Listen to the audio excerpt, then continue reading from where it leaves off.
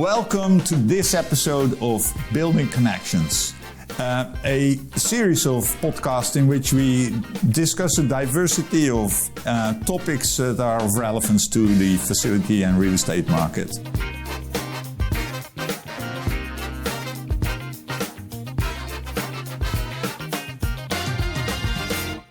My name is Eric Jaspers. I'm doing product strategy at Planon, but today I'm joined by Bola Abisogan from the UK, and we'll have a conversation today on the phenomenon of digital twins. But first, let me introduce Bola himself, and I think we're okay with using first names, of course, in the conversation, are we?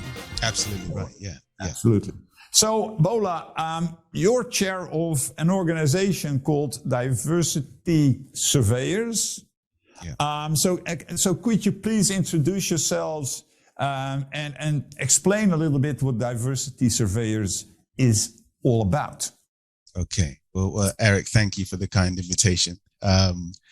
It's been a long time coming, this conversation, right? So my name is Bola Abisogan, OBE. I'm the founder and chairman of Diversity Surveyors. Diversity Surveyors was born out of a frustration initially when I qualified as a practicing surveyor in the UK. And it was born out of the idea of a lack of representation at senior level. So Right. I challenged my profession around what they could do more, what they could do better, how it could be more inclusive and representative. And in 2005, I set up a network, and it was literally just a network for what I called the non-traditional talent pool, which was everyone who wasn't from the European foothold. Right. And we started having conversations around what it meant to be different, what it meant to be Black, what it meant to be overlooked, what it meant to be excluded. And that conversation translated into some action. The action I took forward was my challenge to the profession around a strategy for developing young talent from non-traditional backgrounds that would complement my existence as a senior representative at the top of my game, but getting nowhere fast. And it's taken 15, 16 years. We've had a long journey. We've benefited in speech marks from the post-George Floyd tragedy. And so we have even more traction now in terms of our relevance, our presence, our conversation, and more allies, including yourself overseas, around what it is we're doing. But fundamentally, Eric, we are promoting non-traditional talent at the top of their game. We are all seasoned practitioners. We're very influential, very well connected, very capable technically. And finally, after, in my case, 15 years, we're making the conversation happen at senior level. So it's worked. It's taken a long time, but it's working. Well, I think you show excellent pace, because this is a very harsh problem to tackle, I guess, you know. Correct. Just for the audience, people who perhaps are less well informed about RICS and chartered surveyors, could you provide us some overview of the kind of work that's involved in this? Okay, so the Royal Institution of Chartered Surveyors is a professional body. They regulate the activities of their members, who are essentially chartered surveyors. Anything in connection with land, property, and the built environment, from land valuation to geotechnics, geospatial, building surveying, cost management, project management, you name it. We take care of it in terms of the built environment and wider client expectations around asset disposal, asset enhancement, asset whatever. So anything to do with the built environment, the RICS has a fundamental role in establishing standards, global standards. Yeah. They're standards that we are held to account by. And of course, there's an ethics layer that talks about how we treat each other, respect each other, manage client commissions, etc. So, you know, essentially, the RICS is an overarching governing body, on standards and excellence. And of course, like any other body, they have challenges, but essentially, they're doing their thing. They're doing it well. I mean, I'm an ambassador for them, so I tend to do a lot more than others. But you know, it's come with the territory of leadership, right? You'd have no choice. Yeah. Just got to step into it. Yeah. No, it never stops. And actually, that brings us to the topic of today, because I know one of your passions and something we discussed a lot over the past months is on how to put technology into place in the field of it where we work in, its role, its potential future role. And typically, I know you've been doing a lot of work around the phenomenon of digital twins. What I noticed and what I thought was immensely interesting is to see that the UK government, talking about support for the work you do, it has been embarking this national digital twin program. Yeah. I think it's one of the few countries and governments in the world who's taking that lead, around the program Digitally Built Britain, of course. Yeah. So could you tell us a little bit, and the audience, a little bit of what this UK program is encompassing and how the digital twin principle is being conceived by the UK government in going forward in basically enhancing our world of the future?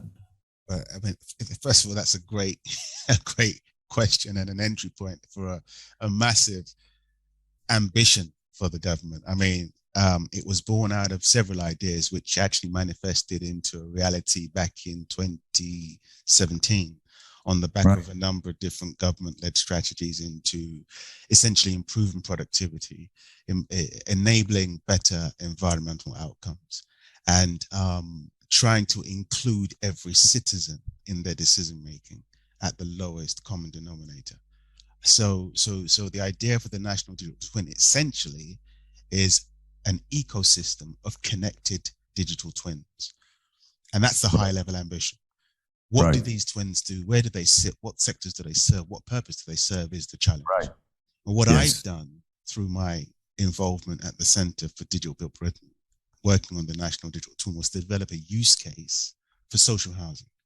Because the National Digital Twin is an ambition. It's not a thing. It's an ambition. No. Right. But social housing is a tangible use case of applying the concept of the digital twin. Of course. And I'm assuming the audience understand what a digital twin is. And well, don't assume too much, Bola. I would say. So let's dwell on the definition. It's great. I'll read it out because I can't memorize that. The definition as the government has been publishing it. So let me just read out and just have it as a start of our conversation on what the digital twin actually is about. It states, digital twins are realistic digital representations of physical assets that can be used to monitor and predict performance, feeding out insights and interventions. These insights lead to better interventions and unlock real-world value from assets through financial savings, improved performance and services, and better outcomes for society. Well, that's a mouthful, isn't it?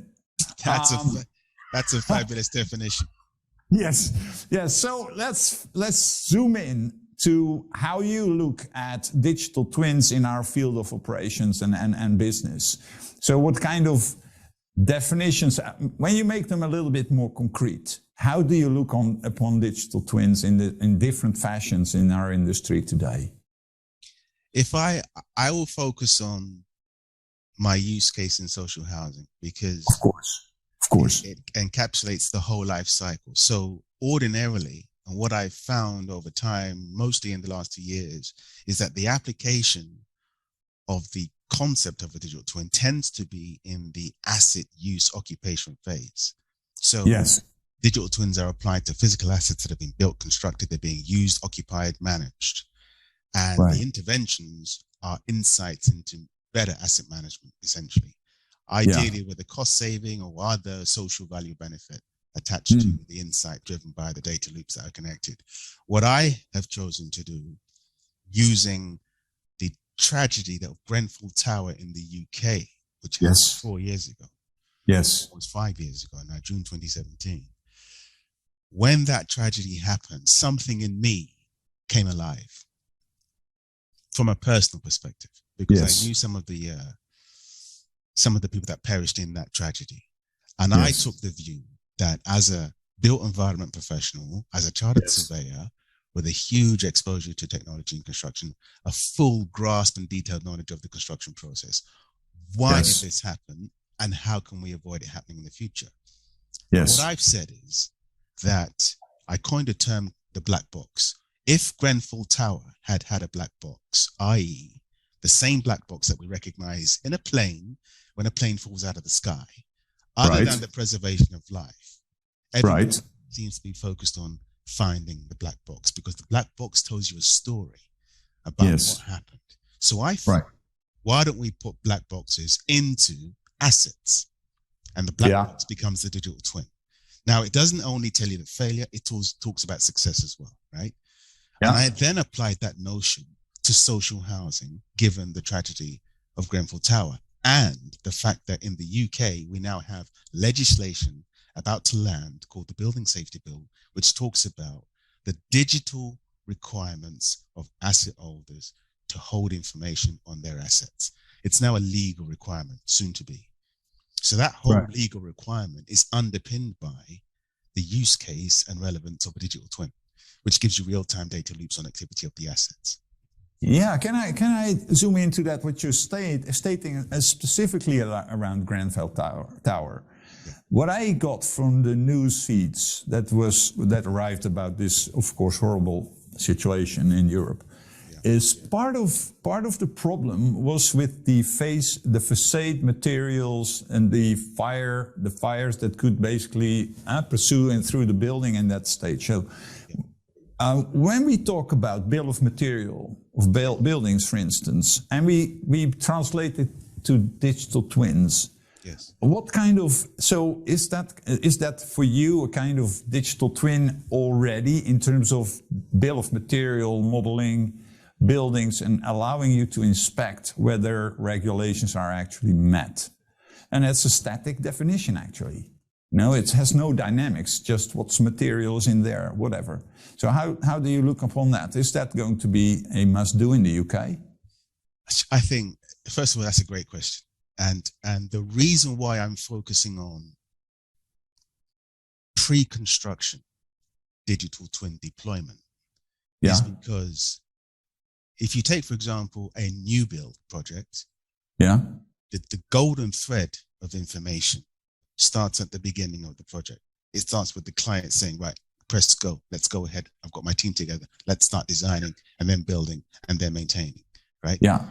That digital twin journey tends to start after construction and before occupation. I want to capture all of these decisions that were made prior to construction. Yeah. And if you are able to capture that insight, that detail, that information before construction and model that information, simulate that data before you hit or begin construction, you have better insight into what the building will be doing. You will also have better insight into whether the products destined for the construction phase are appropriate and safe. Yeah. And that is why I talk about the black box for Grenfell Tower. Had there been one, even though it was an existing asset that was overclad, the golden thread would have red flagged the materials that were non-compliant prior to them being fixed to the building. And that's why I talk about the golden thread beginning before construction. Okay, because I think one of the conversations is what I think so massively interesting about digital twin, and I'm referring to the definition in the UK. Yes. It's a digital representation of something existing. Now, when you start designing a building, there's nothing there yet. Correct. And that's why I think the definition is questionable in terms of the phase you're applying the concept and definition to. Yes. So is it, because it's probably my ignorance on this design build process. So in your view, is the design already encompassing the specifications of the materials to be used for construction? Yes. That's in your definition frame. Of a digital twin? Absolutely. In actual fact, it's the current piece of work I'm doing with the Royal Institution Chartered Surveyors around applying digital twins in regulated professional services, which means we take the concept and notion of twin tracking decisions all the way through the life cycle of a project, getting all the way through to practical completion. Yeah. So how do you expect? So we're now talking about digital twins, indeed, in the design construction business. Yes. When we go to the actual use stage of life cycle and digital twin role there. Yeah.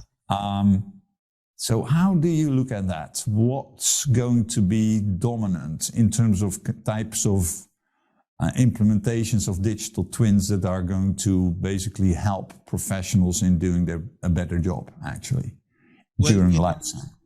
You know, the concept of a digital twin is more of a process and a way of working, right? For me. Yeah. And a subcomponent of that way of working is to utilize the building information model or electrical information management. And from a cost management perspective, I've hung my hat on the fifth dimension. So we know what 3D models are. We know what 4D models are, 3D plus time. The fifth dimension is the fourth dimension plus cost.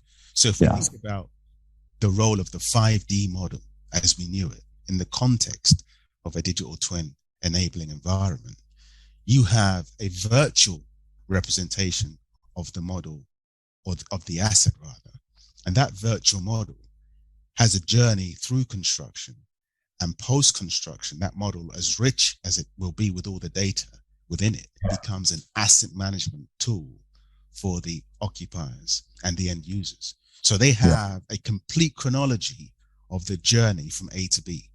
And that detail, that information, if held on a blockchain, for example, is there for life as a reference point.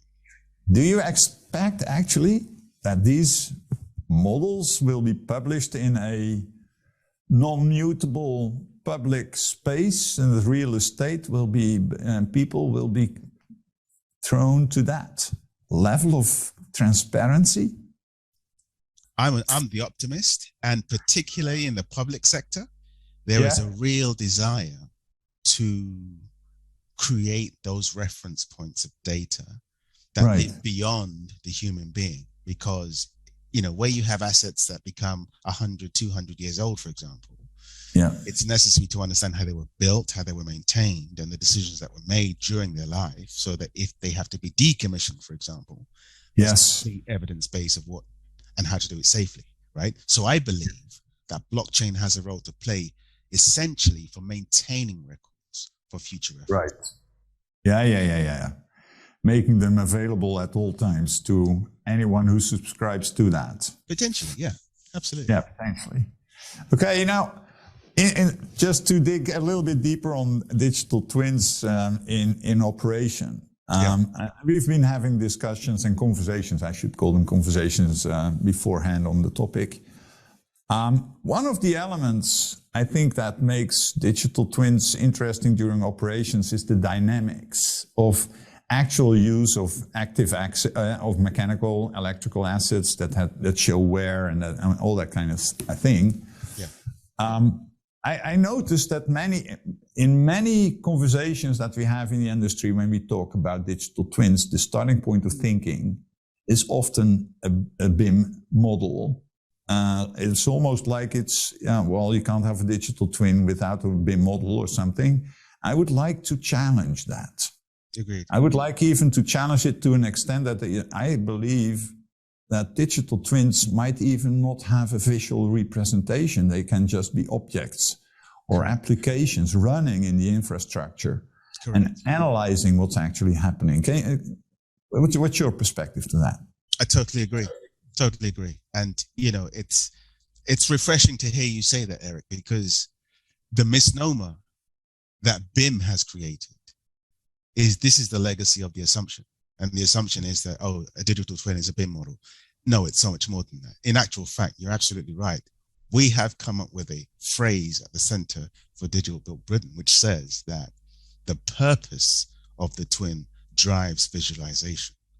Yes. So for some twins, they're just data, they're analytics. The visualization isn't necessary. For other twins, visualization is critical. So the purpose of the twin drives the need for visualization. I totally agree. Although it's a concept many still struggle with. Yeah, because I'd like to put it back into the Grenfell Tower situation.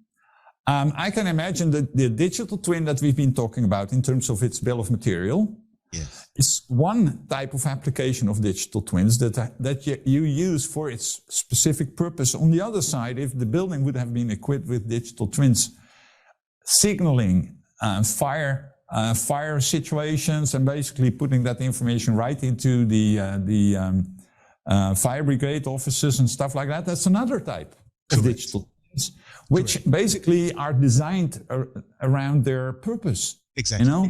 Exactly. So it's actually not an either or situation or something like that. Agreed. I guess. Totally, is it? I totally agree. That's a very, very, very key distinction that many aren't aware of. But you're right. I mean, I talk about my thesis of 1994, which was a process level data twin. There was no visualization required. It was literally trying to differentiate between automated tasks and human intervention, intelligent tasks, and bring the two together via search criteria. But it was a process level data twin because of its construction, but its purpose was to literally create a scenario on a scale of 1 to 10. Do you go to litigation or not? But it was dynamic and agile enough. It talked about neural networks. It spoke about expert systems. It talked about hyperlink technology in 1993, 94. And by definition of today's language, AI and machine learning, it was a process level data twin, no visualization required. So, you know, it's an interesting notion and perspective that many need to get their head around, I think. So actually, when we define it like that, Bola, it's actually like we're entering a new class of applications in some way, you know, basically designed around different types of purposes. And then showing different properties. It's either visualization or no visualization. Yeah. When you look at how digital twins, how do we come about them? I think they link very much up to IoT in the dynamic space, in the actual use stages of things. So I've had conversations with market analysts on IoT platforms that actually state that the digital twin is actually the end product of IoT in all, instead of looking at it as a connected device sensor type of network. But the value created by that network is actually applications. Agreed. Often fed by APIs. Yeah, I agree. Yeah. I agree. Yeah. So that's picturing a very interesting future, because then next step would be, of course, that digital twins would actually communicate 100% between them. You know? That is the notion of the national digital twin. The connected twin piece is the sharing of data, albeit structured and authorized, but it's the sharing of data on connected twins. That's the whole idea of the national digital twin. Or events, you know, just signaling situations and not just the transfer of data, but there's something happening that the other parties respond to and whatever this is about. Now, that's massive, because that is on a national level, that requires some orchestration on how these twins would actually interact and by what kind of governance that's going to take place. Can you tell us anything about how the UK initiative is looking at this orchestration on national level? Yeah, so one of the second of three key initial ambitions was, the first was to create an ecosystem of connected twins. That's the ambition. The way in which that would be achieved was to achieve or establish rather an information management framework. And the information management framework talks about the protocols of data sharing. And those protocols are currently in production. So this is to your point, how do we normalize the process, and how does everyone start in the same place with the same agenda and the same criteria, the same tools? And that's what the information management framework is attempting to achieve. We're about 50-60% into that endeavor. According to the 2018 timeline, it's going to conclude around 2025, 26. So there's a bit of work to do, because the challenge and the complication is because there are so many competing interests, so many different kinds of stakeholders. Yes. And then the legalities of trying to do this well and in an inclusive way is a real, I would say, blocker to progress, but it needs to be done. It's taking a lot longer than I would have liked. Dare I say it, the center for itself is would have liked, but it's happening. Yeah. And it's the other part of that is it has to be completely open. Correct. To all parties in the marketplace, to governmental organizations, everyone needs to involve itself in this play, of course. Now, putting this back towards where you are so, let's say, passionate about social housing. Yeah. When you look at the potential and the use cases of digital twins towards social housing in the UK, what are your current felt priorities? Where would you basically want this to develop first? What kind of end do you have in your thinking behind this? What's your priority? You know, initially, I thought my challenge would be to sell the idea, the relevance of digital twins in social housing and the capabilities, the potential. I seem to be doing very well in that space, creating a lot of appetite and conversation and excitement. What I, along with others, haven't done so well in is triggering and nurturing and identifying the cultural changes required at senior level. Right. Because it has to be a top-down approach in terms of the idea, organizations buy into the business case, etc. But the cultural change of how you actually roll out, deliver, maintain a digital twin environment, that takes relearning, reskilling. Yeah. It's almost you have to forget what you've been taught in the traditional industry, jump into the digital environment and understand the new tools and ways of working to make it relevant and to create that value for the end user. That's the challenge. The challenge today for me is the cultural changes required from senior level all the way down through to the lowest common denominator of participation, as well as the end user. So it's not the tech. The tech is easy. It's the cultural piece with people. Yeah. Getting people. Well, that's been an age-old element on IT in all, adoption of technologies. Basically, the technology is often there, and it needs a cultural shift to really embrace and encompass it. Yeah. So that's something. Now, what I thought is also very interesting in our conversations. Of course, we're working together and in some part also with Schneider Electric around social housing. Yeah. I'm touching now towards its use or the elements of it around not only sustainability, ESG, but looking at the soaring energy prices today. Your direction in the conversations has been also to basically allow for energy cost savings for people who are already have a very difficult financial situation, and to use technologies not only for a more sustainable social housing program, but also for tangible cost savings for those who live in those homes. Now, can you explain or a little bit elaborate on your thinking on this link up, because it's actually it's an almost beautiful relationship between more sustainable housing and at the same time helping people in a more deprived position in saving actual money. Look, I mean, it's an ambition that and now applies to everybody, because everybody now finds themselves in a situation where energy costs are going through the roof. I've recently had an email that suggests that my own costs are going to be increasing by 54%. And whilst energy cost and energy use is required by all, the challenge of the existing assets themselves, which are in various states of repair or disrepair, depending on their age, that is the real challenge. I have less of a challenge with new build property, because they should be designed in to the solutions. And those new build estates should by definition become connected twins of their own right. So the challenge I have set myself with others, as you know, is the existing asset pool, those properties that have been around from the 50s and 60s, dare I say, or even before that, and need real attention around how do we begin to decarbonize them and also equip them in an intelligent way where we, as the asset owner and the end user, can monitor energy use. And that scenario lends itself very neatly to an IoT-led infrastructure for digital analytics.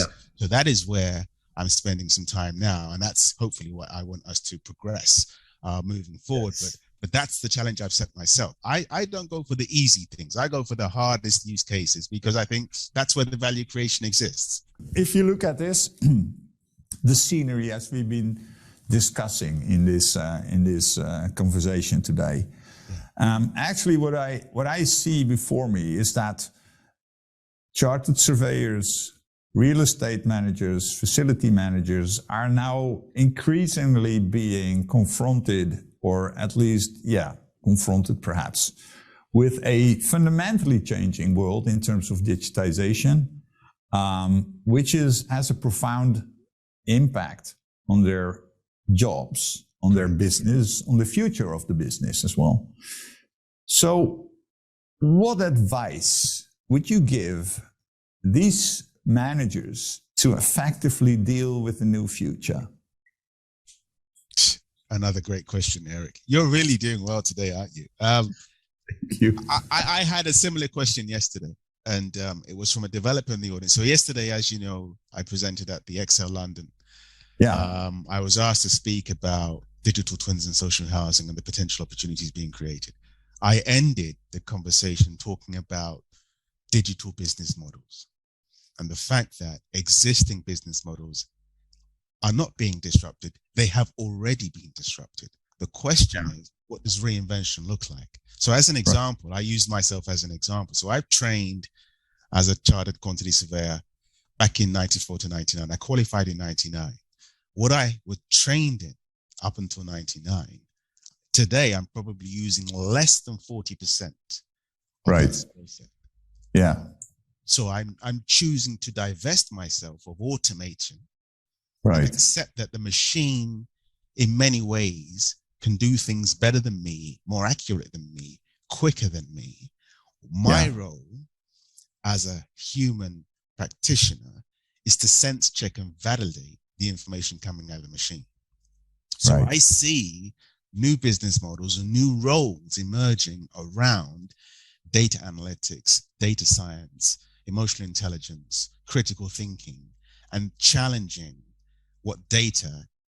the story that data is describing, and then turning that data into information that can benefit clients in an informed way. So distilling the myths around what the data is saying. But our technical role, my technical role as a quantity surveyor, is largely disappearing at the expense of technology, which is not necessarily a bad thing. It's not necessarily.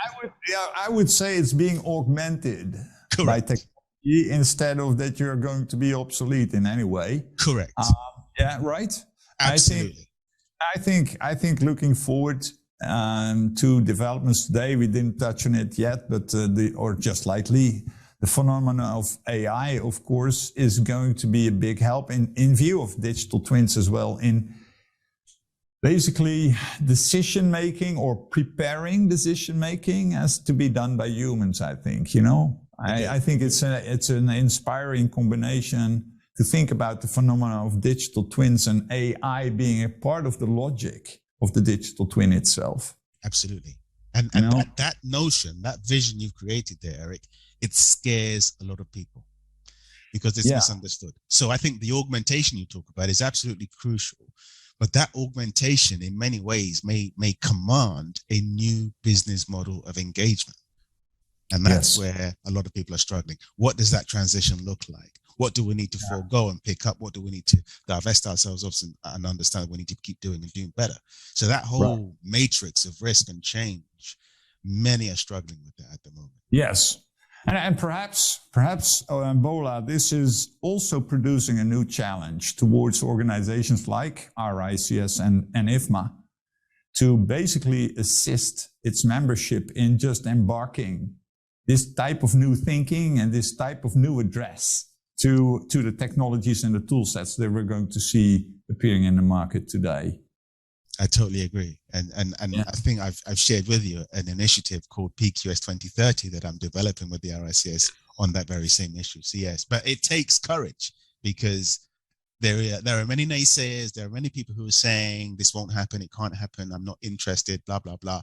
But if we put the client at the decision-making center of our thought process, then that desire to offer better outcomes for clients and society will drive the change that's required. If we make it less about us as business and practitioners and more about the client and societal need, we'll get there quicker. Great.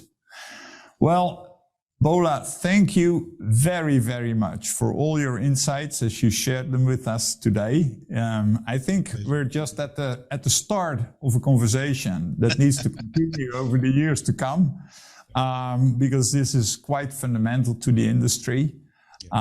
Perhaps from my side, and a perspective to this for the professionals in this field is just be open, feel open, and be receptive to something that's new. That's going to has high promise to basically augment our jobs in the future, and be part of it. Be part of it. Drive part of the conversation. Drive how you're going to implement it, on what kind of problems you want to basically have it dealt with. And I think if you as a professional can do that, the job is going to be so much more interesting at the same time. In the future. I think so. And we need to have fun as well, right? Life is short. We need to have fun.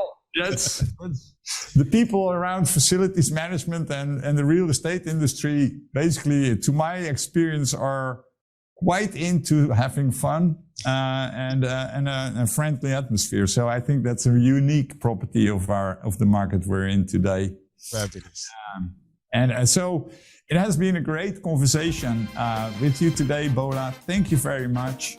And for all that have been listening in or looking into this, thank you very much for being with us, and we'll be happy to see you next time again. Thank you very much, Bola. My pleasure, God willing. Thank you. Thank you.